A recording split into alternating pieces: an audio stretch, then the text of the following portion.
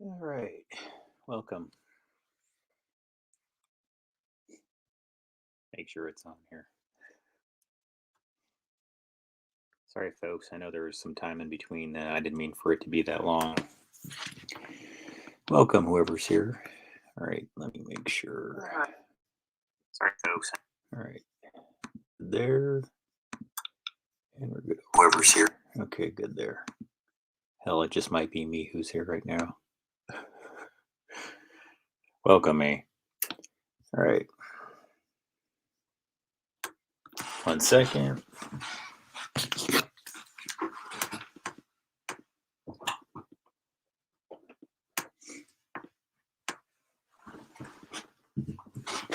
All right. All right, now everything's catching up on the queue. Welcome, everybody. Appreciate you joining. I know it said 10:30, but it was going to be a few minutes after. I knew I wasn't going to make it in that much time, so I put it on the Twitter profile. Guys, if you ever want the real times that I'm going to join, it's usually closer to what's there. Sometimes I have to update it there. So tonight, I want to get right into it and talk about things involving media influence in the United States relative to China and their ownership of American media organizations. I did some Twitter posts on this, and I'm not really quoting from material entirely that is, what do you want to call it?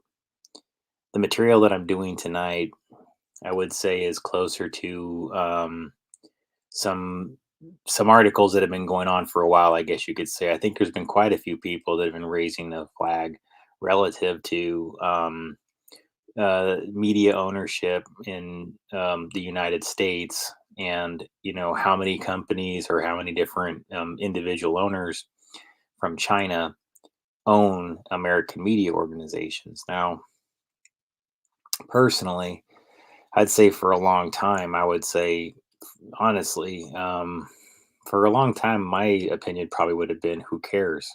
Does it really matter? Yeah, it does. And I want to talk tonight in just an open and frank way that's not xenophobic, that's not from your usual perspective, that just kind of is being real with America and being real with China. Because I'm just the kind of person that I believe, I guess you could say, in sovereignty of nations. I'm a person that does believe, I think that borders are important. How porous and open those are, I guess, is between the different nations. I think some things work better, like Europe. A more open model may work better for them. It may allow things to move more freely because their countries are smaller, and bridging them together in that one large mass in Europe via the European Union may help them. I don't know. Many would probably disagree with that. I think a lot of people don't like the European Union in Europe, but again, I think a lot of that is because it's important for countries to have sovereignty, and they want to know that they're getting their share, and keeping their share within their borders. I think just a natural um, thing for people just to want to know that what's theirs is theirs rightfully, etc. Right? No, so I'm not trying to get into that whole dynamic. That's oversimplifying things, so I apologize. But what I'm saying is that when we begin to have American media organizations that are kind of like true blue American companies that we all know to be things that we could rely upon to have, look, at least what we perceive to be reliable sources of information. What begins to happen when slowly over time, as we become a more global media and global financed group, I guess, or rather, what's the word I'm looking for? As our society becomes increasingly more global relative to media like reach and media ownership, both in both ways, you're going to have it, right? Which is to say that a company from America will then, through its media ownership of companies from Americans in America, begins to increase influence over other nations, because we become such a powerhouse of media that influences other countries, and everybody loves America, right? There's no doubt about this. The one thing that I think that America has been able to hold on to, even if they've lost some other things, this is what concerns me. Okay, we've lost a lot of things relative to like being leaders in a lot of different industries, like cars. We lost, a lot of that. Again, guys, sometimes it's just the way that things work. Maybe perhaps the reason why we lose um, market share in some cases is because it's a sign that we must evolve, that we must improve, we must do better, and um, and we must find our niche within being who we uniquely are within the world, and proving that what we have to offer is something that's unique and valuable coming from America. That it's not just because we say because we like it and it's because it's great and we're proud of it. No, it's got to be something that everybody finds to be a good value, is well built, etc. And for a long time, American cars had that. To this day, I would say the thing that is less tangible is American influence. And this is the thing that I really want people to start thinking about deeper. We kind of know when we've lost in the auto industry a little bit, or when we've lost influence, or we don't have the same edges we did before. I think America's coming back from that. I don't want to slight us, okay? I think the American companies have made a great comeback relative to their both, within America and their global reach. But now we're getting into issues. Now that's this. I never even thought to talk about this, but this is where it gets super interesting because cars aren't really just cars now. Cars are now mobile hotspots. Cars are have cameras, they have radars, they have backup cameras, they're taking snapshots, they have black boxes, they have all kinds of things built in that are security features. Yet they save data, they pass information, they pass photos, they pass activities that are going on in the car. All of it's happening in these newer cars. So now you begin to have greater discussions about, well, for example, Tesla, the automaker, was doing quite well, does quite well in China. They don't want to see their influence lost in China because they're a global company. They're not just making cars for America, they're making cars for everybody. So, what begins to happen when, for example, China begins to say, hell no, you're not bringing those American cars into our streets. We know what those are. Those are mobile surveillance machines. And China's like, we know because we would have done the same thing to you. Touche, China. Again, I want to be humorous about that aspect of it, guys, because it's not like America's innocent when it comes to this issue, right? They're snooping on everybody, they're getting in everybody's shit. So America effectively has zero moral authority when it comes to snooping, okay? So I'm not coming at China from that perspective. Trust me on that one. I also disagree with America's being snooping into everything. I think most Americans would find that, look, maybe not most. I think quite a few will agree just because they feel like it's the right thing to agree upon. But what I mean to say though is that um, it's not like America has not had a significant track record of snooping into other countries' affairs, both allies and non-ally and enemies alike. They were caught doing it and had to admit to tracking world leaders that were even in places like Germany, France. I think they were caught snooping on Merkel and a bunch of people like that. I mean, at certain conferences, they were like caught doing it straight up, like going out of their way to collect the information. Groups like WikiLeaks and others, similar types of organizations have been the people that wound up like releasing, I guess you could say, a lot of these types of materials in addition to some other places. But yeah, so again, I don't want to get into a big discussion about the car thing, but to be clear on that, um what I mean to say is that regardless of what agreements there are or whatever, the fact is it raises the question mark. Okay, let's forget about that individual issue. The thing is, it's about when you begin to have things that pass photos, collect geolocation information on users, effectively deal within the realms of privacy rights, things that people in America tend to hold pretty dearly because it's within the fabric of our Constitution. privacy rights, things involving free speech, involving gun rights. All of those things are a big part of what makes America what it is. And so, again, getting back to our industries and what we have historically here, it's been mostly things like that, right? The auto industry, but we've lost our edge when it comes to manufacturing. We've lost our edge when it comes to the cars a little bit. We're getting it back, but again, um, this isn't to slight America. It's to say that we need to have a really honest discussion about what's going on, and we need to influence people in America to do better, to be better, and to, I think, be do more things for America, and reach out to be more community minded and more things to support our country. Because right now, the way the media is operating on us, I hope it's becoming more and more obvious that what it's doing is effectively chipping away at our identity and making us believe that this whole thing that we have here has always been bad, is going to stay bad, and the only way to fix it is by burning it straight down to the ground and restructuring it from there. As what? Well, the people that typically want to burn it down to the ground and start over, it's almost always in the image of, well, what they're doing in China. To be real, I was researching this and I was kind of going, there's a surprising number of like Americans that are completely identifying with communist China, not just Chinese culture. That's okay. In fact, that's my appeal to the Chinese people, just so that you understand that I'm not a hypocrite.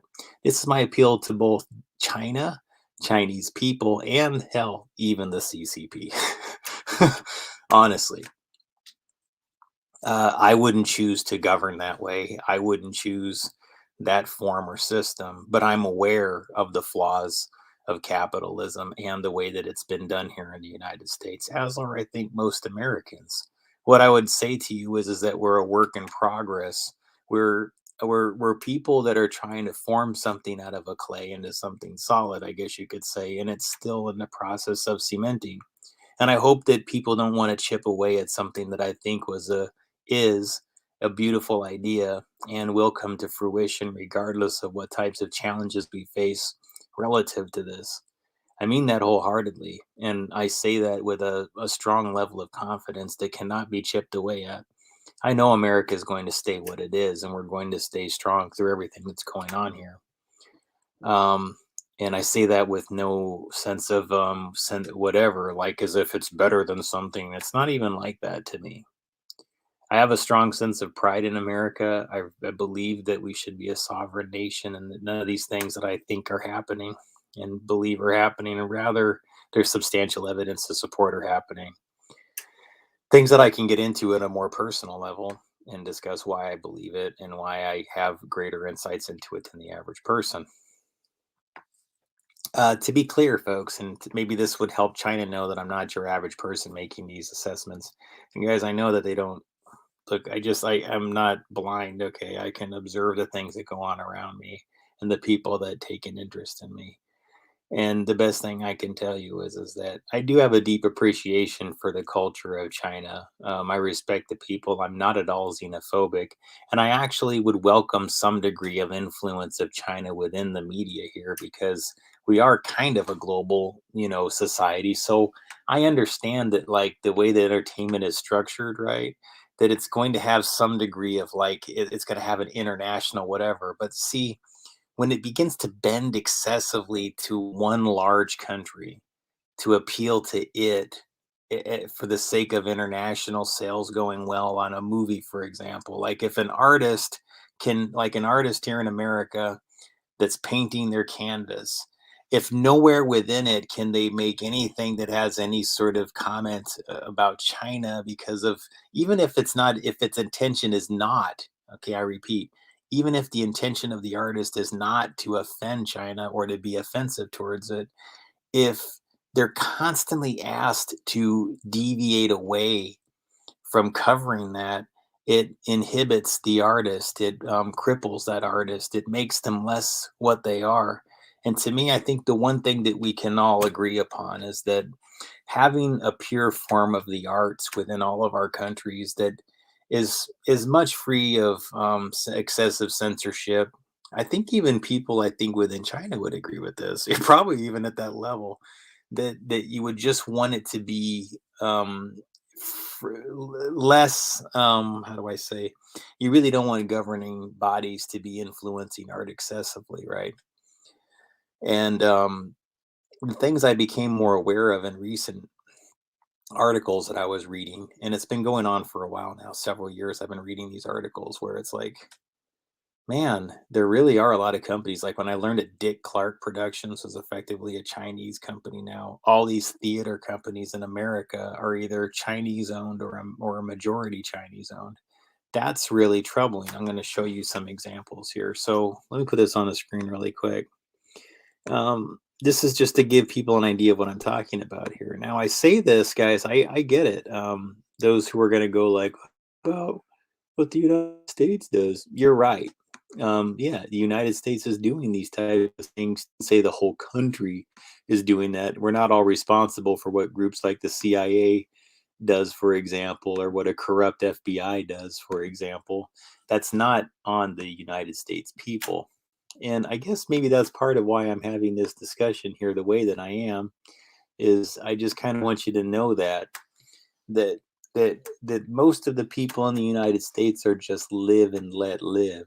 They don't want to bother you, and they themselves don't want to be bothered. Where I'm at, I see a lot of these license plates that have the "Don't Tread on Me" logo on them, right? And that's a big deal. The meaning of that for a lot of people, it's something I understand. It just means, without getting into too much detail, like I don't want it to seem menacing or threatening, okay? Because that's not my intention here. But it's to say that it's don't disturb the rattlesnake and it won't bite you, the coiled rattlesnake. You know what I'm saying? Like if you don't bother it, it won't bother you. But if you do step in, you better be prepared for something pretty bad. And I think that that's the thing about Americans, is that they just want to make sure that, don't mess with their free speech, don't mess with their guns, don't mess with their ability to think freely and speak freely, and you'll be okay. That's the last part that Americans are slowly beginning to sort of say, like, well, I guess it's okay to give that up. Um, and the reason why this is happening is because increasingly we have foreign ownership in media organizations, but we also have, within America, you have the CIA, and which is historically populated with Operation Mockingbird, rather Operation Paperclip, and Project Mockingbird type mentality. What is that? Just a quick brief for those who don't understand what I'm saying with Paperclip, and maybe those in these other countries may need a refresher too.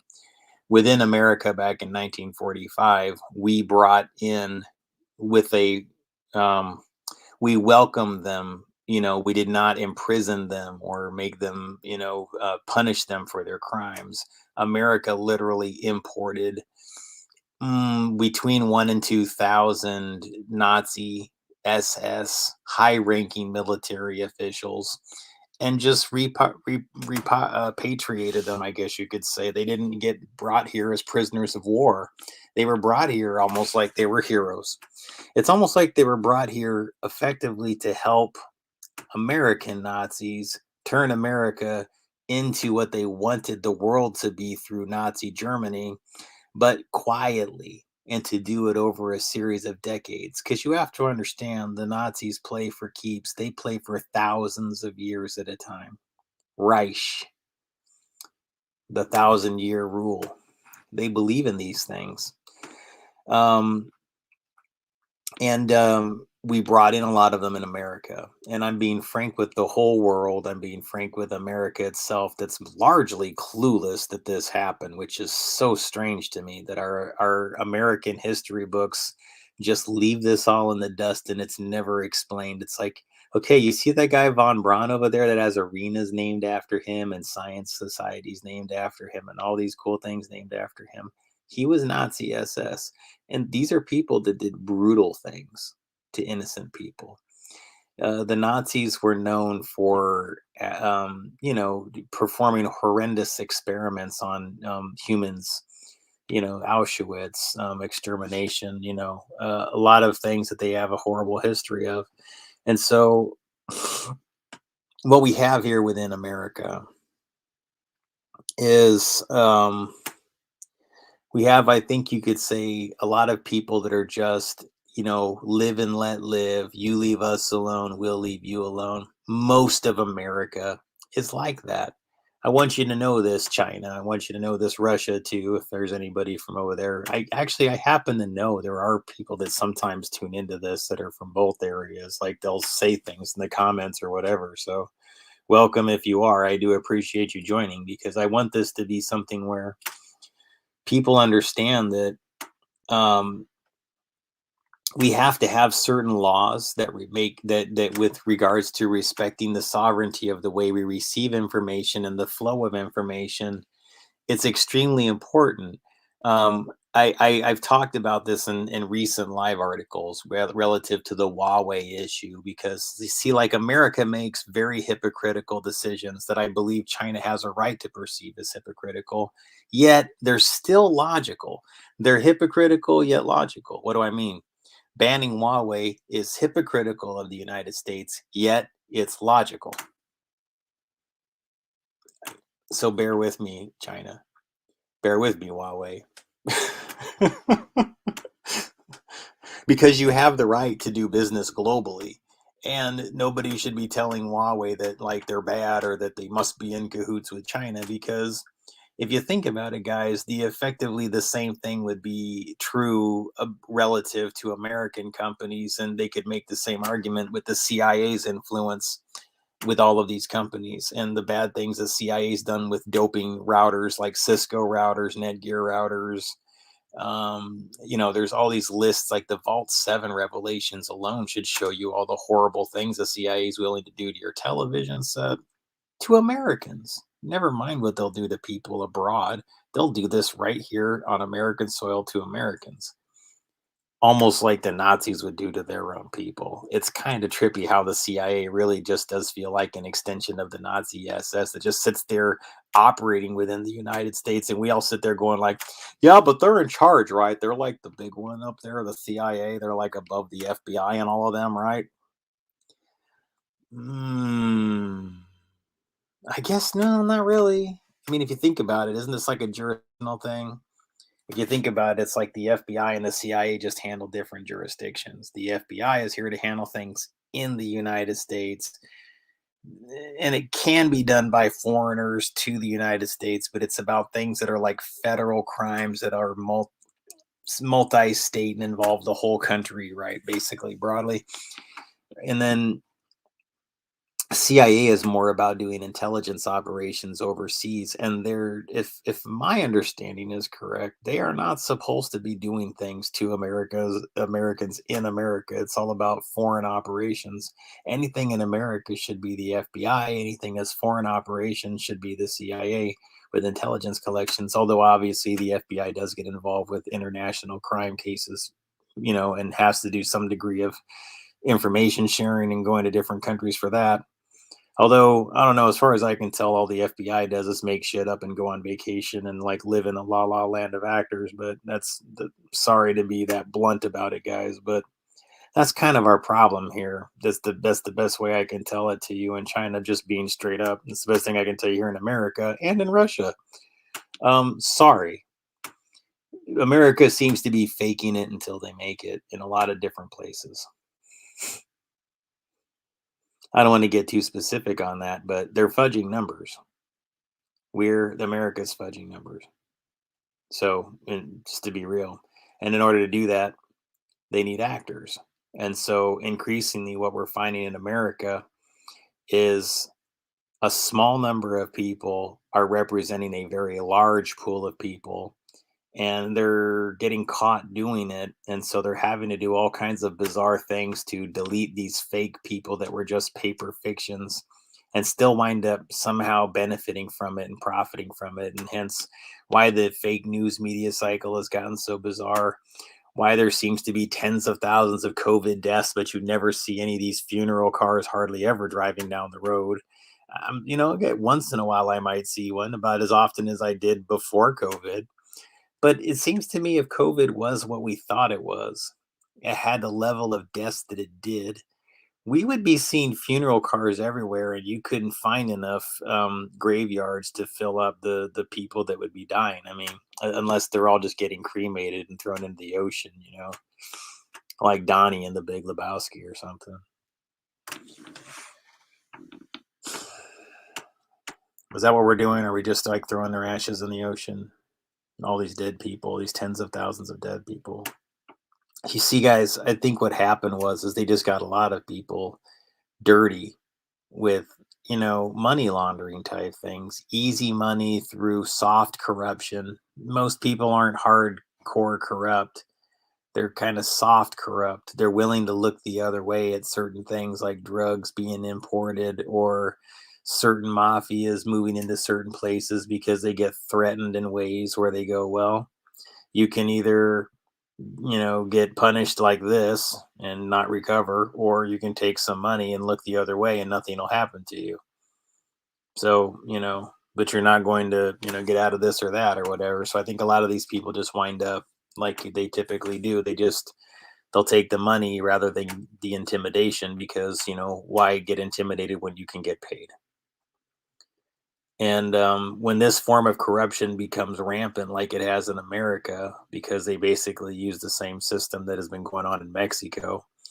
Again, guys, in Mexico, it's kind of a known thing where, like, if you go into a shop, there's parts of there. Okay, guys, this is like I heard this from family members. There's parts of Mexico where when you go to like a shopping center, if you expect like your car like to be intact or not robbed or not stolen when you get out, you kind of have to like grease the security guard that patrols the outside of the grocery store or the shopping center in some places. Like it's that bad. It's just like, it's like that if you're on your way in, you may as well just pay this person for parking like it's a tip. It's not like anything official. It's just like you have to grease them or else like, well, you don't I hope nothing happens to your car. It's kind of like that. And and so now we have that basically within, law enforcement at a federal level, at a local level, a lot of people that are just getting so intensely intimidated out of not saying anything, most of which is done through technology, information, things of that nature, that within America, there's a great deal of corruption. And so again, we kind of lack moral authority through which to criticize other nations when it comes to these things. And there's so many people that are here that are in on this or in on the take and don't want to see the easy money go away. So we've got a problem. All right. So China, I'm not pointing the finger at you. In fact, I think actually the method of buying a lot of American media makes sense. I wish America understood why it makes sense. Hello, America. See, I'm American, so I'm not saying this because I want anything bad to happen to America. I honestly, I think I personally find a Chinese ownership in a lot of our companies now to be kind of obvious, and it's awkward. That's not anything negative about China, just so you know. It's the signs of Chinese ownership in certain movies, the signs of Chinese influence in certain news narratives and certain media narratives is becoming more obvious. It's the same thing like when I notice Nazi occultism here in the United States, for example. I can see when something was patterned or designed by somebody that is a Nazi and has occult belief systems, like when they pattern certain narratives and stories, they almost always follow a certain pattern and fixed thing. Okay. Um, and it's no different with these with the Chinese types of narratives when they're falsified and populated within American media. It kind of looks bizarre. It looks off resonance. It looks like, to be frank, well, yeah, it just looks like occultism. It looks like occultism from another culture. There's ways that I think that high level occultism works within Chinese mysticism, especially where they have a greater understanding of the concept of mirroring and what occult mirroring does. And Asian cultures in general have a greater understanding. Eastern cultures in general have a greater understanding of energy flow within humans and recognize energy flow within humans. And so things like psychoenergetics, psychotronics, bioenergetics, and energetics are accepted in countries like China. They have acupuncture that's considered something that's a thing, like chiropractic and using chiropractor like back manipulation, things involving release of energy centers, flow or whatever that are for example, they'll know when there's a blocked point on the human body, and they know via the acupuncturist can pinpoint where that area is. And part of why that needle goes in there is because they understand that really what you are is plasma. Your entire body is just a biofield of plasma that vibrates into this physical solid, what you perceive as solid, but it's vibrated into resonance. They know that. See, Russia, through their understanding of Correllian photography and the biofield, they understand it. It's America that has like this just primitive understanding of the human body and mind. But China understands it, Russia understands it, and America has been left by the wayside by its own people, largely these Operation Paperclip Nazis that have dumbed us down here in America and are kind of leaving us ripe to be taken over by China in a way that I think that they're kind of tricking China, to be honest with you. I've said this in the past before, and I'll say this to China. I'm not xenophobic. I would actually like to see America and China have a great relationship with trade and, um, partnering on all kinds of things globally within reason. I mean, I think what we should have is some healthy competition with a lot of these things. China is a great competitor. China knows really, they have some incredible engineers. They have some exceptional artificial intelligence things going on, computing skills, engineering skills that are just outstanding, really. And obviously, they're leaders in manufacturing. So this is the one thing that, um, especially affordable manufacturing. Um, and so this is where the whole free trade things comes in that I don't have a full understanding of, guys. So I don't want to get deep into that conversation about, what's fair trade and what's like the things with tariffs, like how much do you tax things coming in versus going out. Those are things, guys, that I really don't know how to have a fair and honest discussion about. So I don't want to get into it at that level. This is me just wanting to reach out to people in China for you to know that, like, I don't know. There's a certain degree I think you'll find of effectiveness that like manipulating our culture has to a degree, but it always snaps back because it'll snap back on America too. I think we're seeing it. I think perhaps what's going on right now relative to what's with China, China almost understood energetics at such a degree and such a level where they knew that if they just sort of like, I don't know. How do I say it, guys? I think a lot of times people in America um, incorrectly, incorrectly perceive um, some of the demeanor. I think of the Chinese population is, there's a we associate them with being a little bit calmer, more patient, I think, than average. And I think that there's something about that within their culture that's benefited them greatly. I think it was a bit of a rope a dope where America was like, like, yeah, yeah, yeah, yeah, and just swung and swung and swung and swung and swung. And they got worn out. And then China was the whole time just kind of like sitting back, kind of like rocking back and forth a little bit, letting America kind of like swing and swing and swing. And but they've kind of snapped back and they've said, okay, now see what we got. And we're seeing it, and I think it's part of the karma cycle. And they understand karma too. And I hope America will learn to understand karma to where we just accept that maybe some of what we're seeing right now is a lesson that we don't want to try to excessively dominate other cultures with our way of thinking, that we don't want to try to do nation building excessively, that we don't want to go around trying to make everybody an annex of America, colonialism or forms of it, or whatever we think that we're doing in some cases when it's not that, or we act like we're doing when it's not that. It's okay to help our partners and our allies. That's all great. No problems there. I agree with those things. I don't think that we should just let things happen to people that are innocent. I don't think we should just let things happen, like stomp over one country, stomp over another, and let them, whatever, guys. I mean, there's been certain situations where we all understand that the same way we wouldn't let somebody like kick an animal in the middle of the street, right? Like if you saw your neighbor kicking their dog in the middle of the street, you would run out in the middle of the street and say, "Hey, knock it off. That may not be my dog, but I'm not going to let you beat up on an animal in front of everybody here." Right? Most people would do that.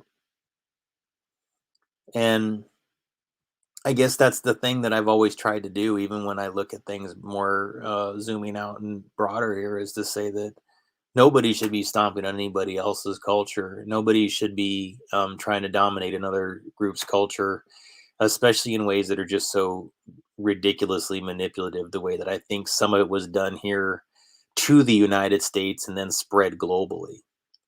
To be real with you, what I want you to know is that's not really America.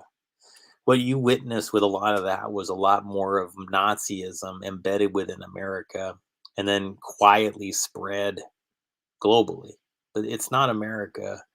I would really like for the world to see America without that influence, because it hasn't really been a good one as far as I can tell. I think it's an influence where they knock down the real leaders and they replace them with frauds here in America. It harms America to have this group of people that are these Operation Paperclip Nazis have such a degree of influence as gatekeepers. Because when I'm serious, like here in America, innovators are literally just like on, you invent something in America that's really great. You're not really like lauded like people think.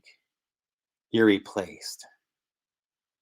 They make sure that whatever it is that you've invented, if it's great, or it can change something like, make energy free or whatever.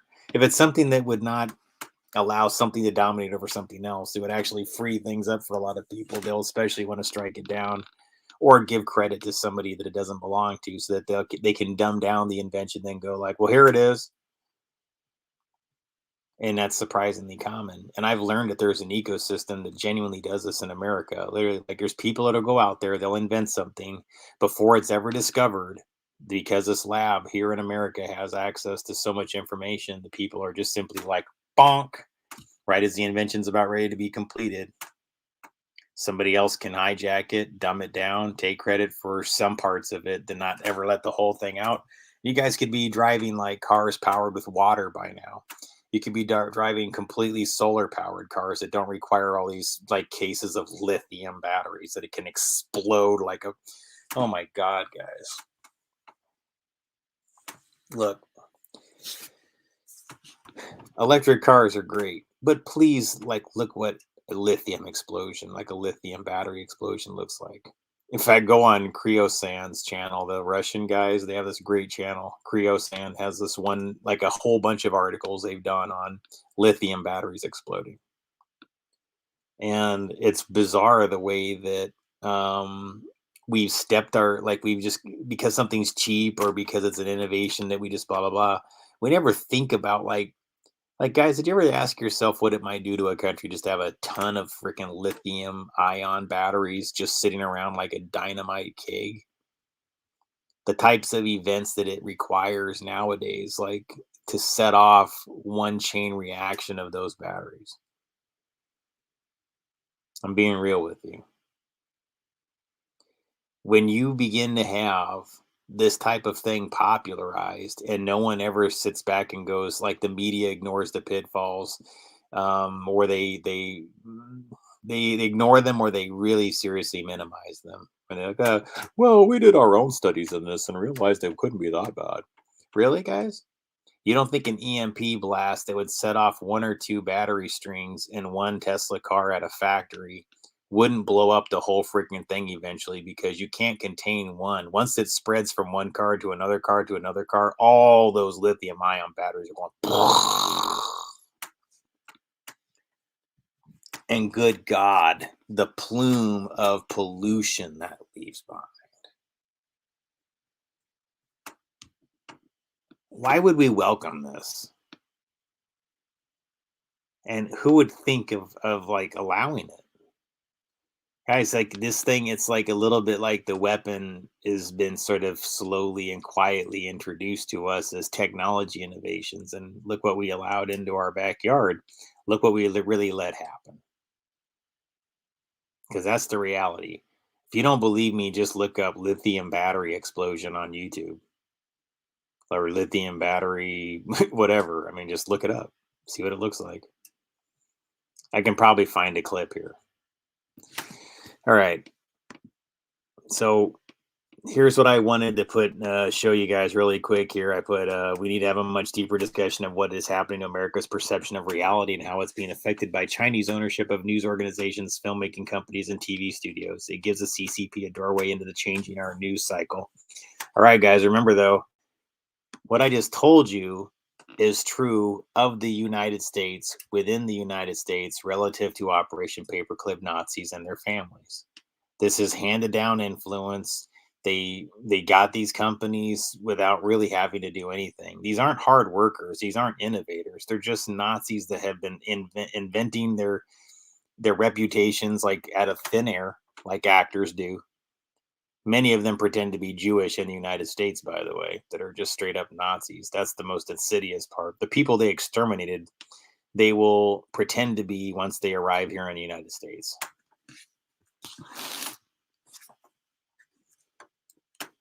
And try to blend in. So, sorry guys, I mean to have a deep discussion on Nazis, but I mean it's a real thing within the United States here. And so I can't have a discussion. I just need people that are in these other countries to know that there's a big difference between the rest of America and this small number of Operation Paperclips Nazis and their families that have just basically been like what we would call like elite gatekeepers. They've given each other power, they give each other media influence. I mean, they're all over the place. They're pretty easy to track, though. It's just that they don't use their real last names. Siblings will have completely different last names. They'll spread them across the country. Cousins think that they're brothers and sisters. Brothers and sisters think that they're cousins. It's how it works. They just, it's, I don't want to get deep into that, guys, but they did find a way to like basically start and continue that Reich, that Third Reich here in the United States. And so it translates to people like that are in the military that want to serve their country. And they go in with really good intentions. They want to have protect America, but also maybe they want to have a good relationship with the rest of the world simultaneously. And they find themselves at odds with gatekeepers. Even I've heard from people that served, that felt this way, like, well, I signed up to protect and serve my country. And then even if I feel like I don't support whatever the policy is, I still am there for, my brothers and sisters, or, whoever are my, partners there. And that's what they're there for. It's that camaraderie and to be there for one another and to support the mission and each other. So I think that's something you'll find probably in all militaries and probably all groups. That's a part of the human condition. But I would say that probably one of the ways that we avoid this to begin with is to recognize that sovereignty of the mind and sovereignty of our information flow is important. What works for the governance of China and the Chinese people, well, that should be, if you want that, that should be the place that you go for it. And if you want what America has to offer, this should be the place that you come for it. And we shouldn't be trying to excessively make other countries what we are. And, again, I don't think that China should excessively try to make it what we are, and we shouldn't try to make it what we are either. That's all. I realize that sounds awfully simple, guys, but it's simplicity. It's Its simplicity is its beauty, honestly. I put US media has been using incrementalism to soften us to the idea of Chinese ownership because they were being directed to by their new bosses, which is China and the CCP. The next step, the CCP begins to slowly changing our culture and perception of events, some engineered. This is where I'm telling you guys, the crisis actors, the paperclip Nazi families, they begin to help structure the narratives within the United States. They become the puppets of these Nazi CIA insiders that are just basically want to be in control wherever they are. They don't really care as long as they're on top. You could call this United States of China for all they care. They just want to be the ones that are ruling over all of you here in the US, even if they have to answer to Chinese bosses.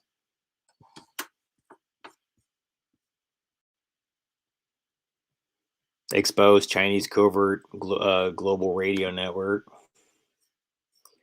This is the thing that, again, this was a few years ago. This article came out, but I thought this was worth reviewing really quick.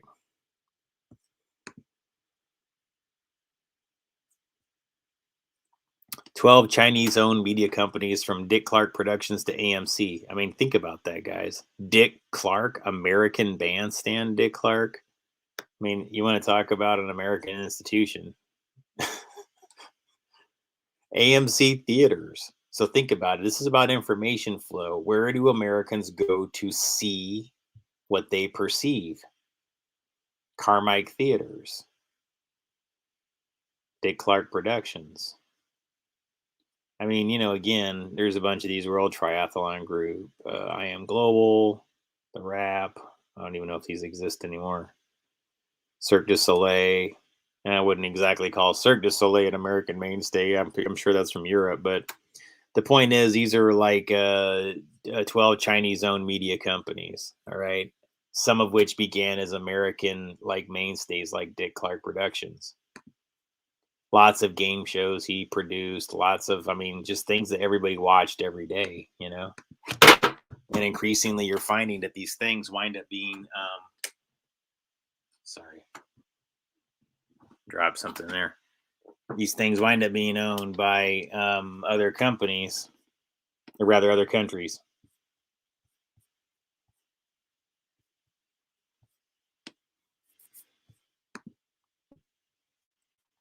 And not just media organizations. Here's other companies. There's an article from CNBC that goes back about 4 years, but Chicago Stock Exchange,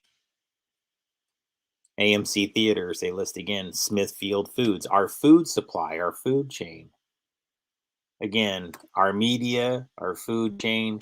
Again, guys, at some point, you at least have to think about what all of this amounts to, especially when it comes to information technology and information system routes, collection of information. Okay. GE Appliances. Again, talk about an American company, man. GE, General Electric. It doesn't get much more American than that. The Waldorf Astoria. You guys, hotel ownership's a big deal because, again, a lot of people stay in them. A lot of information can be collected in a rogue and illegal fashion within hotel environments, airport environments, public cafes, Wi-Fi's. You plug your phone into the wall, your laptop into a wall. A lot of people aren't aware of these other exploits that exist that are very backdoor and firmware oriented, but can get into people's phones in ways that they never thought were possible. Motorola Mobility. That's the one that, like, guys, think about it. Do you understand that nearly like all wars in America that were early days were fought with the radio frequency gear of Motorola? They were a wartime, backpacks on the soldiers and everything were all Motorola. I'm sure to this day it's Motorola that a lot of them use. Okay. But again, Chinese ownership. That's more their smartphone company, I should say. Motorola Mobility is not, if I'm understanding correctly, they have a whole bunch of different Motorola's, and I think Motorola Mobility was specific to the smartphone industry. So the other core businesses may still have some degree of being intact or splintered off to other groups. I can't remember how that worked with the whole acquisition and split up. But again, guys, think about it. Smithfield Foods, like a lot of like the major brands, AMC theaters. And why would all that be relevant? I mean, think about it. This is where you're getting all your ideas from. What your friends talk about, it's what's in the news cycle. It's what's the film that's in the theater. If Chinese companies own those news companies, if Chinese organizations own those movie companies, then your thoughts are increasingly being molded by the Chinese government. If you think about it, and look, guys, is that better or worse than the American what Mockingbird journalists and Paperclip CIA type organizations doing it? Well, the unison of the two is what I'm concerned about, and also not just for us in America, but for China as well. I don't think you guys understand how that's a double edged sword for you, karma wise. We are all connected via karma, the karma cycle and energetics, country to country, region to region. When one region experiences a loss, it's almost like some other region experiences, some degree of wins. It's bizarre. Like where there might be a drought one area, there might be rain in another. It's weird how these things kind of line up. I've actually seen things within, I don't want to get too deep into esoteric things, guys. Where literally like you can go 25% distance, around the circumference of the earth. So go from this point to this point, exactly 25% around the earth. And you'll find that a Lake Mead, for example, is the shape of like that flux capacitor, right? And then if you go 25% around the world in a specific direction, you wind up in Russia, where there's an inverse of the Lake Mead, but it's a pyramid there. What I mean to say is that pyramid structure there, it's like as above becomes so below. The pyramid in Russia, when you go an exact distance, that's exactly 25% around the earth to this other place, it's a lake there. The mountain in Russia is the lake over here.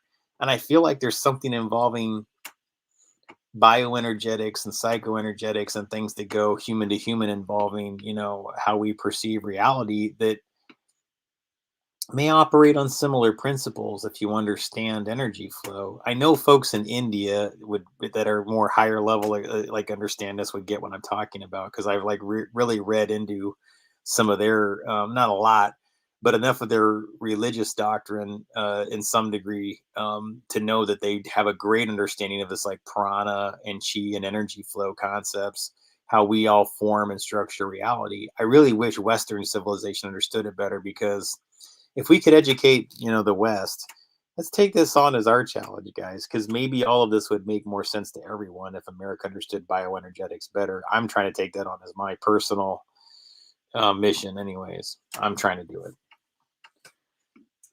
But, which is to say that, that we need to understand the interconnectedness of our biofields, of our human bioplasma fields, and how it structures reality.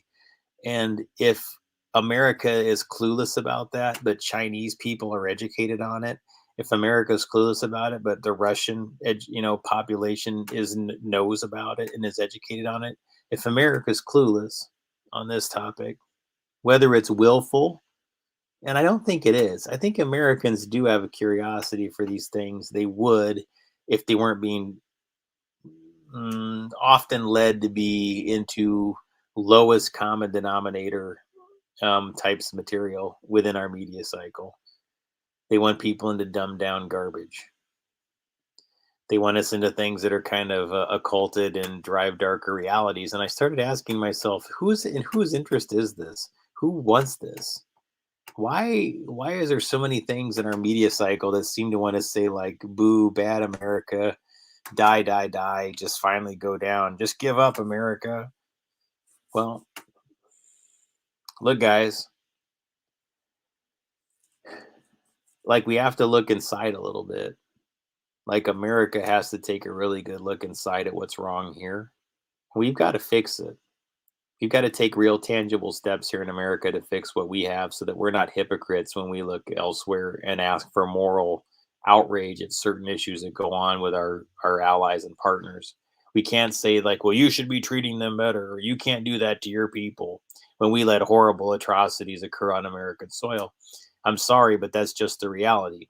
We can't wave a finger at China for what it does with its quote concentration camps when we have concentration camps all over America or have had them in our past. Again, guys, when you fix something that you've done in the past, then great. Then we shouldn't get into delving into it excessively, except to say that, look, guys, if you're going to make point the finger at another country for having them, at least acknowledge that you did it.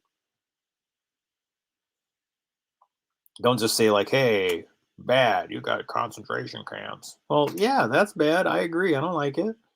But so did we at one time.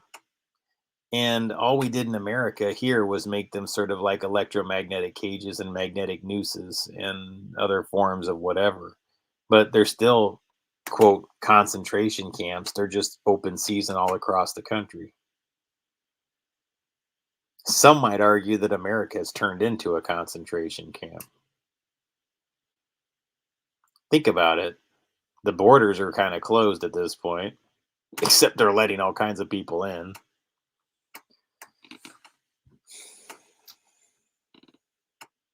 They want you all to know how replaceable you are. That's why the CIA is doing commercials like they did, pretending to be multicultural. That's not really what that's about. That's letting those people with a conscience that are in the CIA know you can be replaced. They'll just find somebody they can elevate, prop up. Skilled or unskilled really doesn't matter.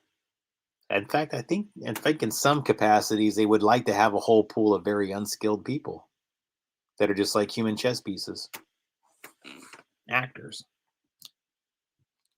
like the FBI does. Being real, because that's kind of what's going on in America, guys.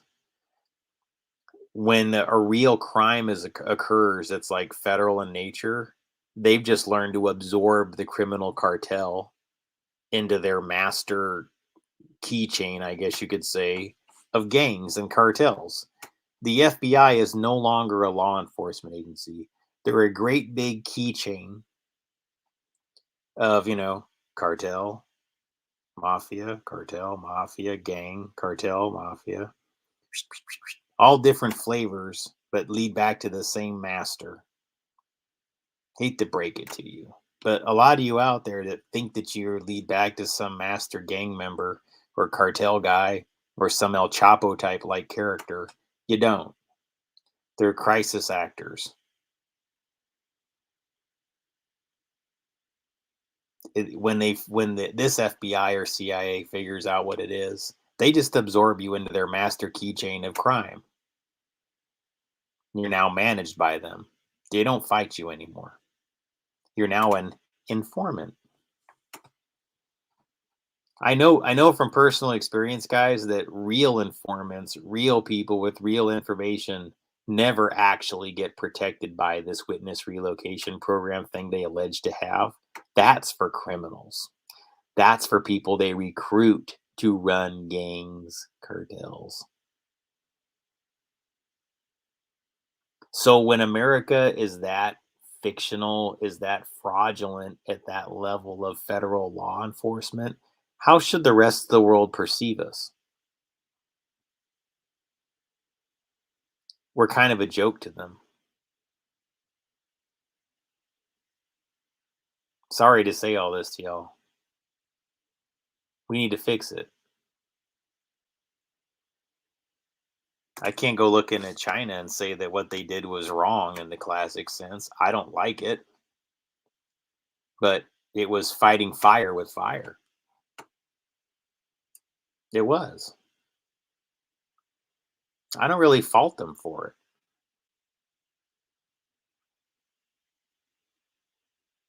What I'm asking for is that we all just get to be human at this point. That we all go, okay, fine, we can go back and forth like this till whatever. But no, at some point we need to understand that like what every culture brings, what every major nation national power, like Russia is distinctly different from China and America. America is distinctly different from Russia and China. Let's include India, let's include Brazil. I mean, these are all nations that are like radically different than one another. Major countries.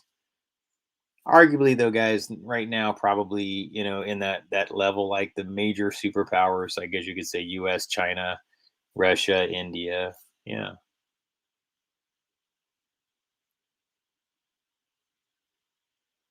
And all that have a very distinctive culture that's radically different in the types of people, the way it's governed, what's considered acceptable versus not. I mean, all very, very different cultures. Of course, we can't forget Europe, I guess, European superpowers, but however that works. Superpowers, sorry guys, that sounded very bizarre. Um, but yeah, I mean, you got like Germany, you got France, you got all that, right? But I'm just talking about as far as like places where like a military can go someplace and just start a war and like back and forth between one another. Yeah, I mean, it really is kind of like the ones that could do the most damage at this point. Yeah, it boils down to those four. And then you got all these other countries that are trying to get into nuclear more aggressively and have missiles of their own. Yeah, we got North Korea. I get that. I'm talking about influence though, cultural influence, not just being powerful. I'm talking about like when you can not only you know have military might but actually influence people's minds. And so yeah, I think the thing that America became blind to though was the ability of China through this soft coup methodology of ownership of our organizations and people in America just being loyal capitalists, right down to just selling off all their own interests and their own information flow of their own minds. This is where you started to get exposed. This is where I almost like would say to China, like, well, thank you for that lesson because we should learn it. That maybe, aggressive capitalism of that nature, well, look what how it bit us. Was it the best plan? Maybe having a little bit of restrictions on some things would benefit us and them alike. Maybe they'll understand that we're a country that's learning and we can all start to like come to some agreements on what we should or should know without getting insulted by it or going to war with one another. It'll just be about like going, all right, guys, can you agree that maybe us having our telecom inside your infrastructure isn't that best of an idea for you? Yeah, sure, our American companies would love to have all that Chinese business, but maybe that's not the best idea unless there are these treaties that are put in place and all these agreements that are put in place, blah, blah, blah. And then you can have the global trade relative to those things. But I don't think that when it comes to information flow, things like telecommunications, routers, and that type of thing, like there should be almost no question mark. Like nobody should be going like, hey, you can't ban us over there, blah, blah, blah. Well, look, I don't think it's something that should happen all the time, but I think that if you make a good case as to why that you're not going to have certain technology or you're not going to allow Huawei or whoever else into your infrastructure, to me, that's kind of reasonable. And I didn't used to think that. And I'm definitely not xenophobic, but I think it's reasonable.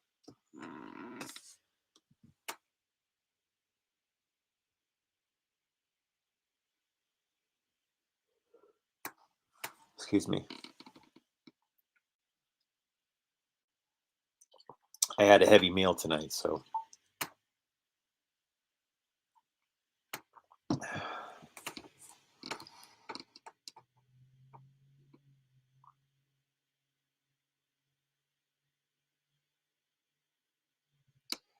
yeah. All right. That's a good. H made a point about that their ex's family was in a major league sports world and they always had to go to see certain movies at the theater. Looking back, it was almost like they were watching certain movies for certain instruction. You got it. Yeah, they're guidebooks. I tried explaining it. I have an article. This is why, guys, this is so important, I think, for the US military to understand too, like about what's going on with this soft coup. Like, did you guys think about this? And then you had to have, but it's like, what's the solution?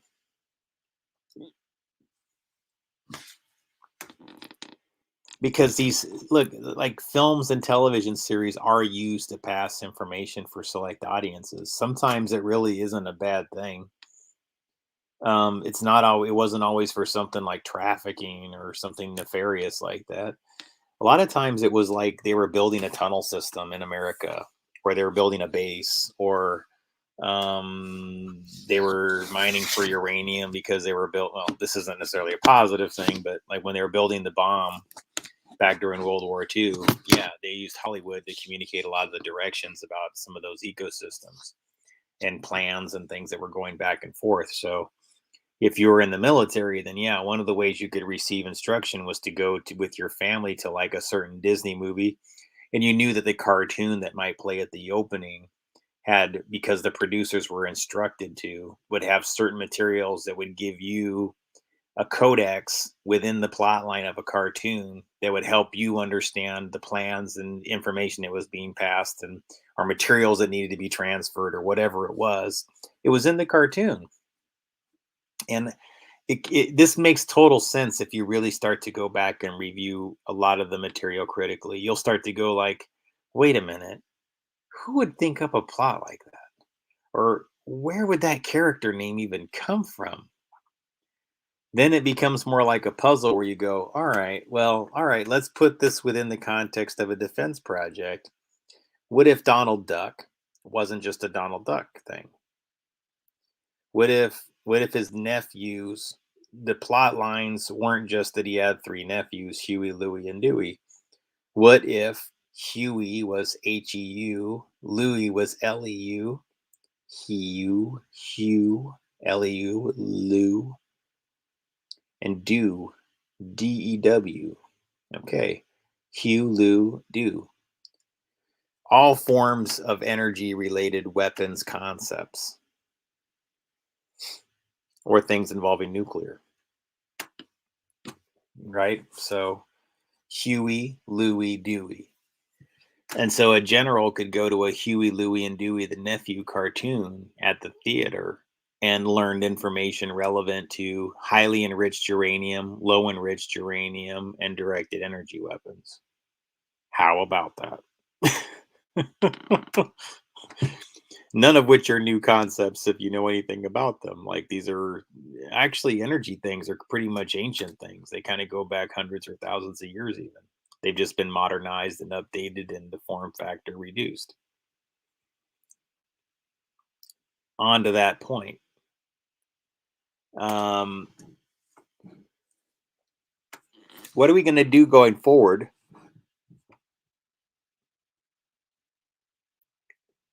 about ensuring like this level of technology sovereignty of the mind? And I just want to put this out here tonight as something for us to think about, overall, country to country and everything. Because like, this kind of hit home for me, folks, if you're wondering why like it all kind of draws into me. um I learned because I was researching things just involving things going on in my family, okay? And I was trying to get like an idea of what our family's law enforcement and intelligence connections were. Not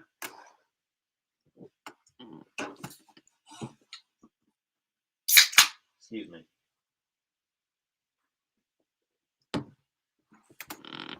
Sorry.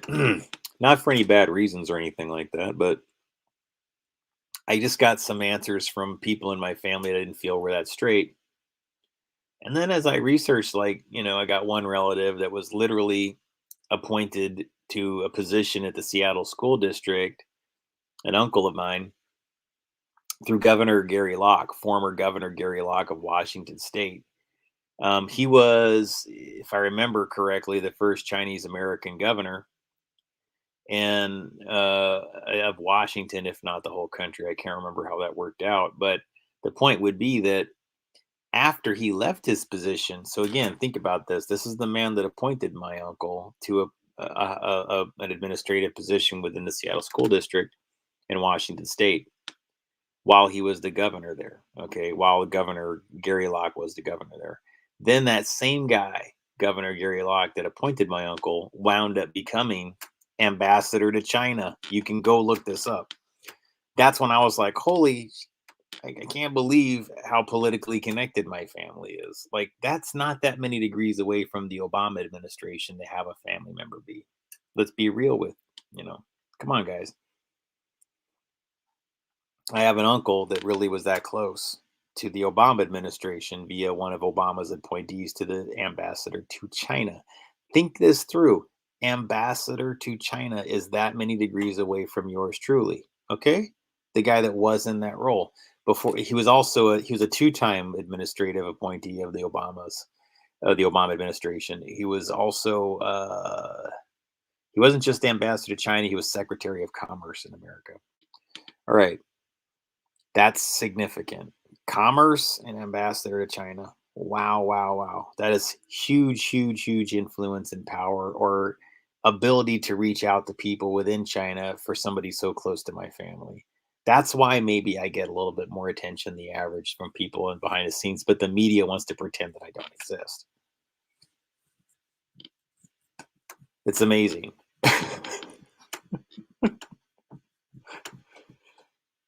Because I say too much about what's fake within the media, so that saying me that it fakes so many things would just be like, he doesn't exist, he doesn't exist. Even though, like, if you think about it, guys, what I just told you should blow the mind of nearly any journalist, and I can keep going because there's more things than just that that make them all politically connected. Positions like that were head of major departments in Washington D.C. My father was a fellow. He had some fellowship. Our whole family moved to Washington D.C. when I was a little kid, and he worked under Senator Warren Magnuson. I think 1980, 1979 time frame is the years that when senators served, but I think it was 1980-ish in that realm. I just know that I remember turning 5 years old. I really feel like I turned 5 in Washington D.C., which would have put us there in 1979. It doesn't necessarily jive with the way things went in history, though. So I don't know, guys, but this is what I remember. So I was born in '74. If I remember correctly, I blew out a 5 candle in a Washington D.C. park around the corner from where we lived. So yeah, that would have correlated about '79. So you could look it up. Senator Warren Magnuson. He should have been serving around '79, '80. And so my father was there in DC for that. That's when our family was in Washington, DC. That's where I have all my memories of Washington, DC from. So you have that political connection. My Aunt Catherine, who's connected to the same uncle, who was connected to the former ambassador to China and Secretary of Commerce, Gary Locke, in addition to him being Washington State governor. She was in the Seattle it was computer hacking intellectual property or computer hacking intellectual crime division or internet. No, I think it's computer hacking and internet crime division. And that she partnered with the group called Computer Hacking Intellectual Property, which is CHIP. And they did cases relevant to like large scale financial crime and cyber hacking and whatever. Okay. So again, she was even interviewed. My Aunt Catherine. She was even interviewed by nationwide publications. So this is the kind of connections that I have. Okay, and I'm not saying this to be like I'm important or anything like that. Honestly, I'm not the kind of person that's really that impressed by shit like. Sorry, I'm trying not to drop too many curse bombs here. I'm not that impressed by this myself. It's just to help you understand that they're connected and that if a person like me brings certain things to their attention or whatever, I just personally feel like I would have an expectation that they would deal with certain things in a more earnest way myself. And so it's not lost on me, like when I see, I don't know, the origins of what's going on in America, some of the things that happen with these Russian narratives. I kind of know what's going on, guys. So the same aunt that I told you that was in the cybercrime division close to Gary Locke, well, she's also, again, guys, I want you to think about political connections here. That same aunt I just told you that was in the cybercrime division in Seattle, Washington, is One of the very few people in the United States that is blacklisted from Russia. She can't go to Russia. She is blacklisted from there. Now, I love Russia myself. I would really, really like to visit Russia at some point in time. I would actually like to study some things there, to be honest with you. I wish I could learn the language a little bit, mostly because they understand bioenergetics so intrinsically. Their culture is so sophisticated relative to the understanding of the human mind and body and bioenergetics. And they've kind of mastered the field going back decades, long before America did any research into it at all. America was quite concerned about what the Russians knew about bioenergetics and the human energy field, um, dating back, oh, hell, I think one of the papers that I have is definitely at least from the 70s, if not earlier, where they were expressing concern about the Russians' understanding of energetics, bioenergetics, psychoenergetics, human energy concepts, how information is processed via energy fields, magnetic fields through the human brain, through all the chakra points in the bodies that, we could call energy centers, whatever your preferred nomenclature. But things that are more consistent with Asian or Eastern mysticism, human energy concepts that we all roll our eyes at here in the US for the most part, but know something like that exists. But it's like we just can't get our heads wrapped around it. Well, these cultures understand it. And long story or short story long, excuse me. Um, It was because of the case involving Roman Seleznev, a hacker from Russia, that my aunt is banned or blacklisted from Russia. And it looks to me, based on my review of the information, that Russia, I'm just going to be blunt with you guys. I think Russia just thinks that my aunt is full of, you know what? She's not being legit. And I think that they think that the case has been trumped up and kind of like whatever, um, and that they go out of their way here in America. There's a certain faction of people here in America that go out of their way to stoke a war or just problems with Russia. And I really honestly feel like Russia's sort of like, I don't want to be insulting, but it's almost like they're sitting there like with like all this wisdom behind their belt about how to deal with people that understand like Nazi psychology, especially.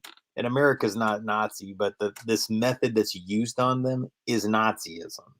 It has its roots in Nazi occultism, and Russians are extremely good at identifying Nazi occultism. They were victims of it. They rather, I don't want to say they're victims of it, but they fought it.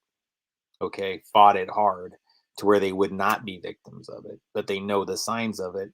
Americans are not sophisticated at understanding this. Russians are. Russians can see it a mile away. Russians can see it within the English language because they hate Nazis and Nazis hate Russians. I repeat, Russians hate Nazis and Nazis hate Russians. If you find Nazis in Russia, they're probably the ones that were imported there or had some type of, they escaped the large cluster of ones that were taken as POWs, prisoners of war from Nazi Germany, and wound up partnering with American Nazis and German Nazis. Let's be real here, guys.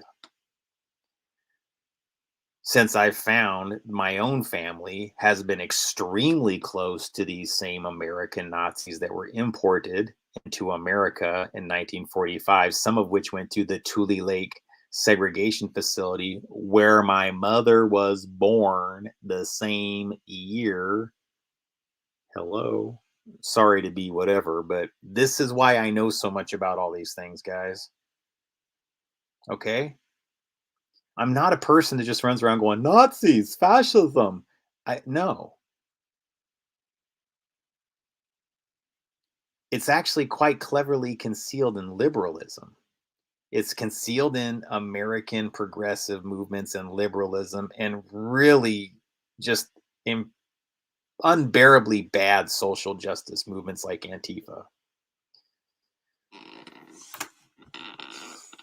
which is not an anti-fascist organization and does get money from the CCP through these technology hacks.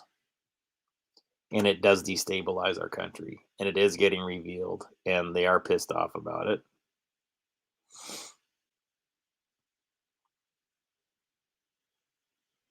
They've just been backdooring so many of the payment systems of the way money flows in America. And the way things are, guys, is there's so many things that are paid off and rigged in our system to where no one can really. It's just to the point where most people, unless they have some kind of edge already, not that many people can get ahead now.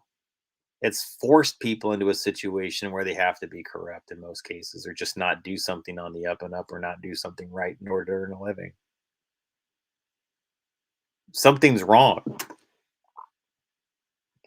And again, guys, I don't punish people that are wealthy.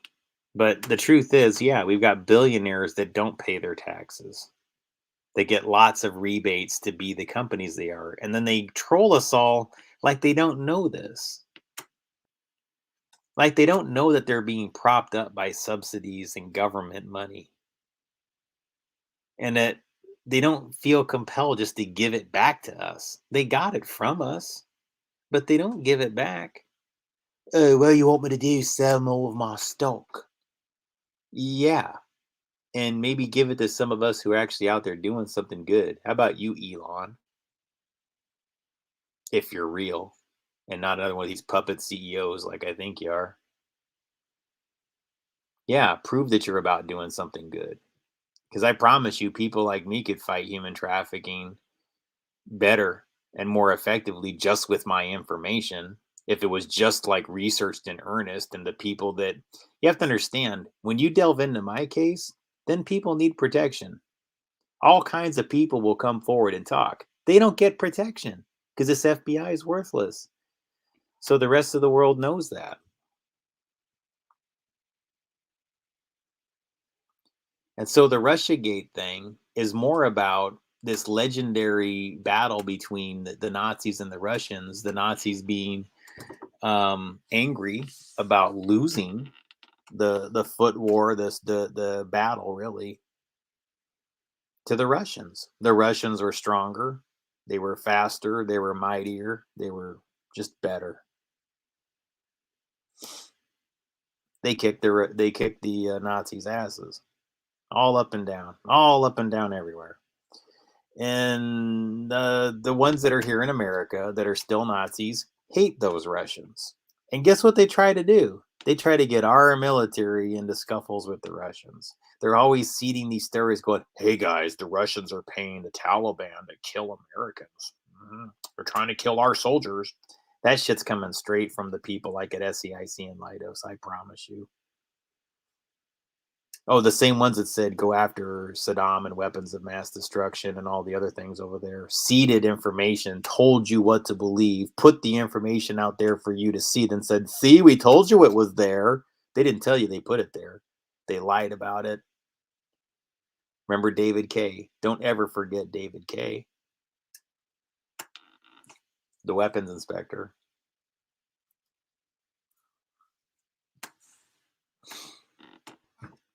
We have a problem, yes. So I'm sorry, China. I'm sorry, Russia. America's got a problem. We have this little CIA controlled company of an Operation Paperclip Nazis.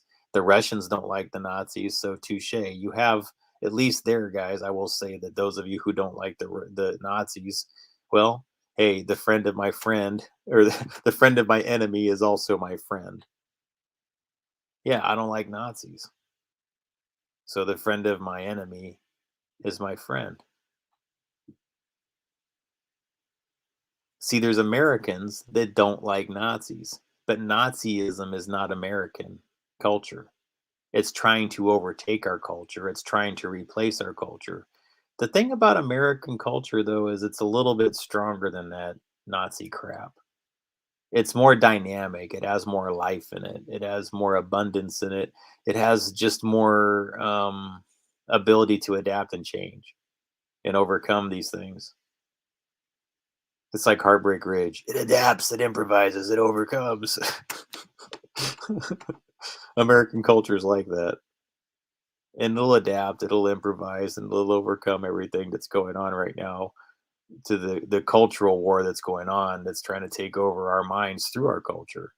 And I just want to make appeal to my friends that are in these other cultures that I'm not a xenophobe and I don't want to see anything bad happen to your people. I didn't want to see American culture dominate yours. But please understand, it's a unique thing that makes us who we are. It's our flavor. It's what we are. America, I envision America hopefully as being one great big theme park filled with this type of Hollywood thing where people can come and have fun, almost like one great big tourist destination because, there's other things that we're not so good at anymore. So we've got to find different niches to fill. And one thing I know America does know how to do is have fun. And I really wish we focused more on how to do that for the rest of the world and really excelled at it and everything because hell, it would just it'd be closer to what we were for a while. And I think it's a great vision for the future of what we can be to entertain people, to make this country a place where people can experience something quite unique that's different and relax. And people do love America the way that it was. And we shouldn't just adapt to be in another country. And I hope that other country understands that their culture and what they offer the whole world is pure and it's better when it is its own thing and it's not excessively influenced by American culture and Americanism. And that our culture excels best when, again, we have friendly partners within China, but we're not excessively influenced or swayed by your opinions. I think we're better partners to you. I think we're more entertaining too, honestly, when we have less influence of your culture. And I think you're more entertaining. Honestly, you're entertaining and your entertainment is more entertaining. A little bit of a splash of each other's cultures is great. And, again, because it makes it more adaptable, we understand each other better. Like, like the Jackie Chan movies, for example, like those types of things when they cross over between different cultures and they make things, with American actors. The Cannonball Run movies were good examples of it, right? Crossing all these different genres and cultures together. And I like that. I don't think that that has to go away. I think that we can definitely have those. To me, that would be the best aspect of foreign ownership in American media organizations is when you just have it where, like, yeah, let's do some of these movies where we just blend in all these things together.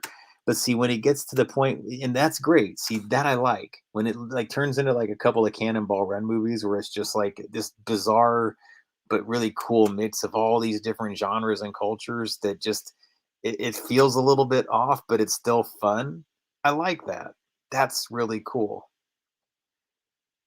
But like, would you want a whole bunch of Chinese movies where there were Americans on the sidelines kind of going like, I watched the translation into English of this movie, and I really don't like the way you guys said something about us like this. Do you think that we could? Actually, we're not asking for permission. If you want that to be released in our theaters or anywhere globally, you're gonna have to change this line, tell that person to wear a different shirt, and remove this entire theme involving hating, the character having a disdain for America or something like that. It's like it would take out the meanings of some of the work. Like, I wouldn't want you to do that. I would want all of your work to be pure expressions, even if that pure expression was anger at America. See, that's what it makes America like what it is, and it makes it so beautiful and unique, and why we shouldn't try to make you like us, and you shouldn't try to be, and we shouldn't be try to be like you, and vice versa. You see what I'm saying?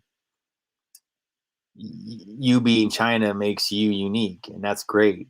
And us being America makes us unique, and then we can complement each other through our uniqueness, through being what we genuinely are.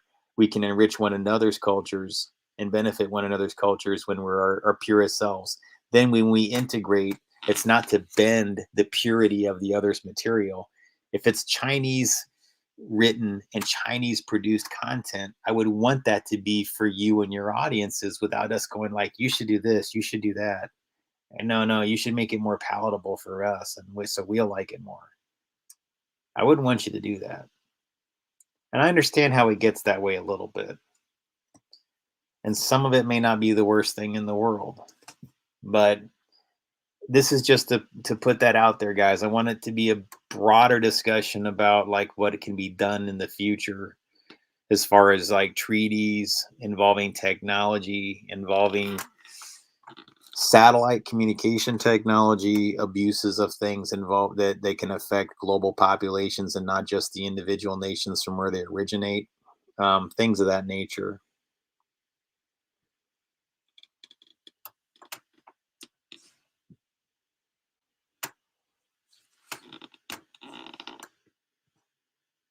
Definitely need to have sort of a Geneva Convention on this. That's all. Something to that effect, where we talk about sovereignty of information flow, where one country can't dominate a global internet or have routes that are all sniff reported like America had through SAIC for a very long time. I mean, to me, even if we're the ones benefiting from it, I'm still kind of like weirded out by that. Like, I don't think anybody should have that much power. It's too tempting to abuse it. And when it came to that global internet thing, it seems to me like that's exactly what SAIC had for many years. They had a direct pathway into everybody's perceptions. And I believe it had a negative impact. And I think some of these other countries, China probably had felt more compelled to do it quietly and more aggressively than others. But yeah, they fought back. And so you're seeing the results, folks, these strange results of what's going on in our culture. You're seeing the changes, and this is what happens. And to some degree, I'd say to those people that we're experiencing our collective karma. Those of us who did not take part, we're having to experience things because we just kind of stood by and let it happen. We didn't take enough interest in our global affairs and how our country was being governed. And so we have to be more responsible, and we have to hold these people more accountable and just insist upon better leadership, or rather real leadership instead of fake leadership, which is what we have currently. Frauds and fakes. We need reforms in that regard. So this is just me kind of putting the feelers out there to say that yes, I agree. That's something that needs to happen. I think we need to bring that into fruition. We need to work stronger at this. Um, this is why I know about it, guys. I just am very, very close to all these issues, and why it's dangerous for infrastructure involving telecommunications and internet technology, IP routes, to be controlled or swayed by one country, even if it's ours. The damage can be done. You can see the over abuse of things, the ability to like steal money from individuals or slow it down for them, or completely cripple them, or slow down their telecommunications, or just make it to where they can't call anybody they want to. That's a pretty chilling power to have over other people. When we rely increasingly upon these devices to make calls thousands of miles away or whatever, what happens if somebody through technology can just simply, prohibit your ability to do that in a way that's invisible to you? That's when we really have to get into these larger discussions about what's being done with our technology. And I hope that we'll get to a point where we can, you know, talk about that more seriously. All right, guys.